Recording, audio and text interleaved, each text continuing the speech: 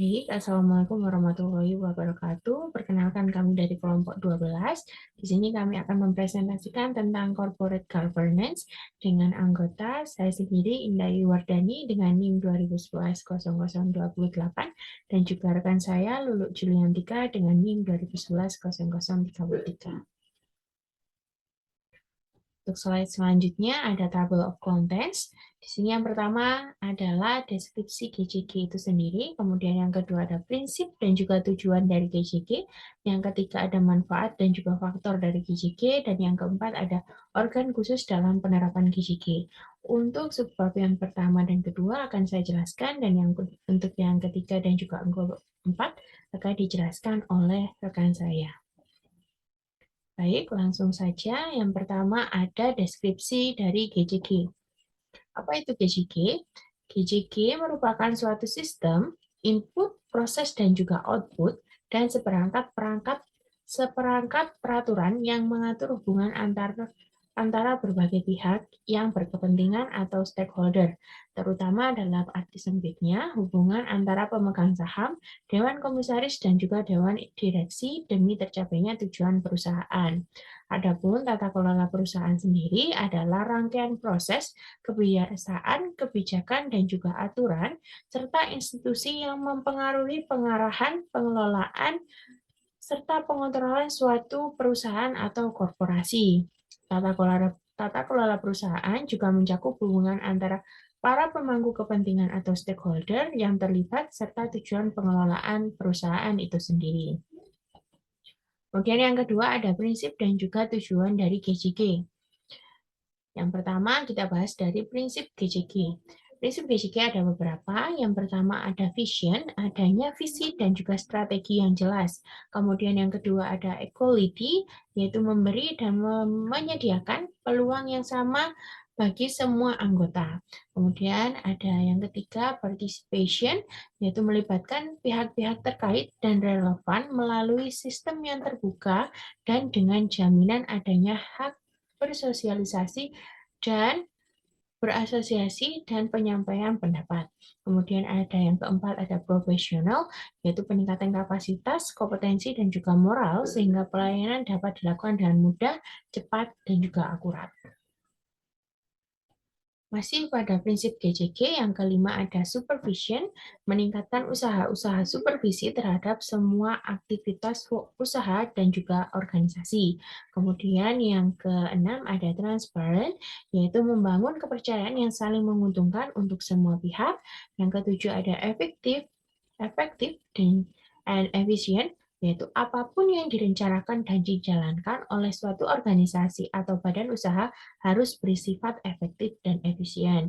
Kemudian yang kedelapan ada accountability and accountable, yaitu difokuskan dalam peningkatan tanggung jawab dan peningkatan pemutusan keputusan yang lebih diharapkan dalam menjawab kepentingan dari stakeholder dan juga anggota. Kemudian lanjut di prinsip GJG, yaitu yang ke-9 ada fairness. Aturan hukum harus ditegakkan secara adil dan tidak memihak bagi apapun, untuk siapapun, dan oleh pihak manapun. Kemudian yang ke-9 ada honest, yaitu policy, strategi, program, aktivitas, dan pelaporan suatu organisasi atau badan usaha harus dapat dijalankan secara jujur. Dan yang terakhir ada responsibility and social responsibility, yaitu institusi dan proses pelayanan bagi kepentingan semua pihak terkait harus dijalankan dalam kerangka waktu yang jelas dan juga sistematis. Lanjut, selanjutnya adalah tujuan dari GJG.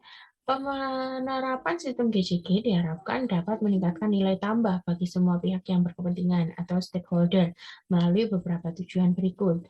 Yang pertama ada meningkatkan efisiensi, efektivitas, dan kesinambungan suatu organisasi yang memberikan kontribusi kepada terciptanya kesejahteraan pemegang saham, pegawai, dan stakeholder lainnya, dan merupakan solusi yang elegan dalam menghadapi tantangan organisasi ke depannya. Kemudian yang kedua ada meningkatkan legitimasi organisasi yang dikelola dengan terbuka, adil, dan dapat dipertanggungjawabkan.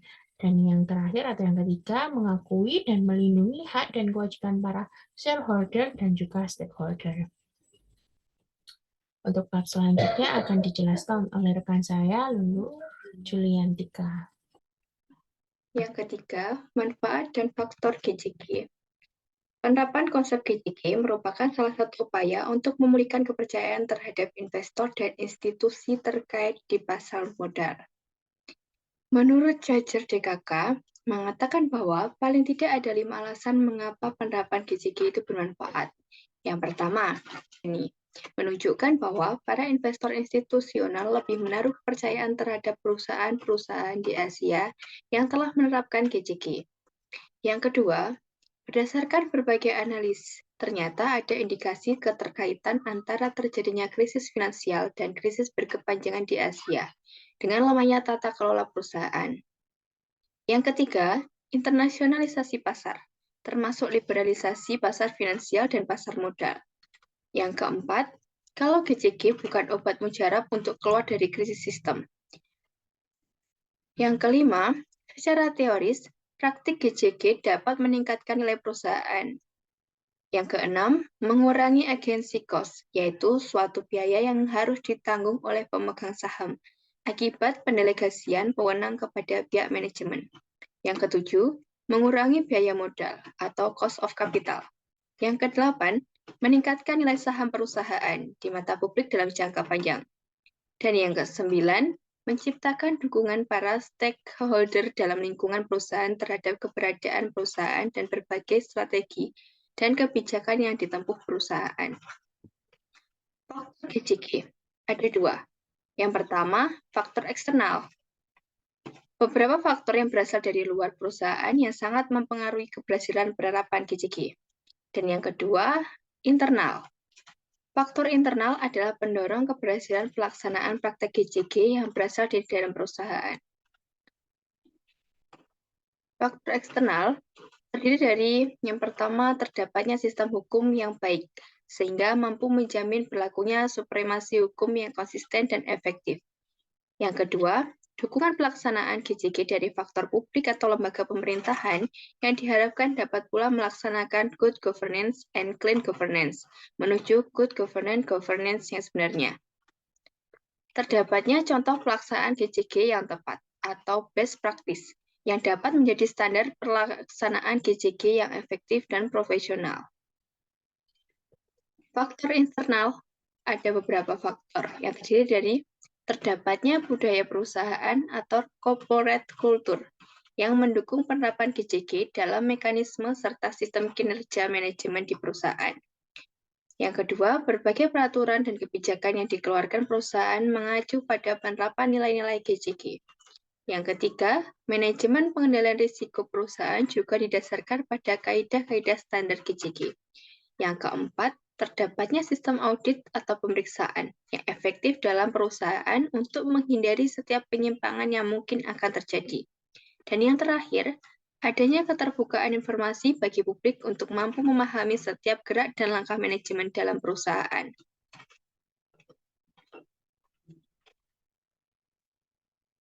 Selanjutnya adalah organ khusus dalam penerapan GJG. Indah Surya dan Ivan Yustiavananda menyebutkan paling tidak diperlukan 4 organ tambahan untuk melengkapi penerapan GJG. Di antaranya yaitu komisaris, sekretaris perusahaan, komite audit, dan direktur independen. Tata kelola perusahaan bukan hanya sekedar struktur, mekanisme, kepatuhan terhadap peraturan, tetapi merupakan sebuah kesadaran, kata Fakhrud Roji Hasan. Sekian presentasi dari kelompok kami. Bila ada kurangnya mohon maaf. Wassalamualaikum warahmatullahi wabarakatuh.